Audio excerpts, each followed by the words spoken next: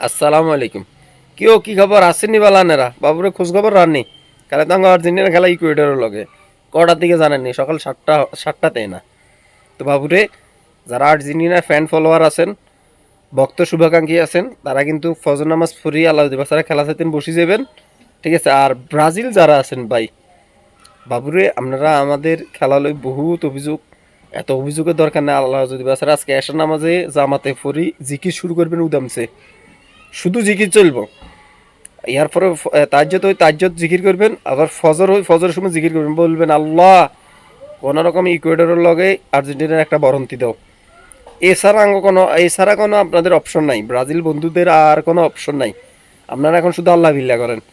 আর Argentina বাবুরে, Argentina আমার মনে হয় যে ভালো দল আল্লাহর রহমতে কাল্য ইকুয়েডরের দিব পরি, কথা বুঝিনি। আর আপনাদের জন্য ব্রাজিলের জন্য আগে ভাগে সমবেদনা রয়ে গেল, ঠিক আছে বাবুরা, আপনারা মনে কষ্ট পাইেন না। আসলে আমরা ভালো দল, আপনারা স্বীকার করেন আর নাই করেন। কারণ আমাদের দলে যেসব প্লেয়ার সকল আছে আপনি চিন্তা কল্পনা করে দেখেন, আসলে ব্রাজিলের ভালো দল আছে কিন্তু এদের মেনটেন্যান্সের অভাব ওই বাংলাদেশ ক্রিকেট বোর্ডের মতো হয়ে গেছে আর কি, কথা বুঝিনি। আমাদের নেক্সট টার্গেট মানে সবসময় টার্গেট থাকবে নেক্সট ওয়ার্ল্ড কাপ, ঠিক আছে। আবার থেকে অস্ট্রেলিয়ারও যায় এরকম, মানে আপনাদের সবসময় টার্গেট থাকবে হ্যাক্সা। এই হ্যাক্সা লই আপনারা আল্লাহ দিবা স্যারে কবরে যাবেন, সমস্যা নাই। তো কালকে আমাদের খেলা দেখিয়েন, শুভকামনা রইল আমাদের আর্জেন্টিনা দলের জন্য আর ব্রাজিল বন্ধুদের জন্য সমবেদনা রইল।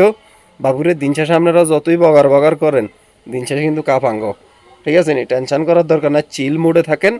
কালকে ইনশাল্লাহ খেলা কিন্তু আঙ্গল্লা আইসে, রিল্যাক্স, ঠিক আছে। ওকে, আল্লাহ হাফেজ।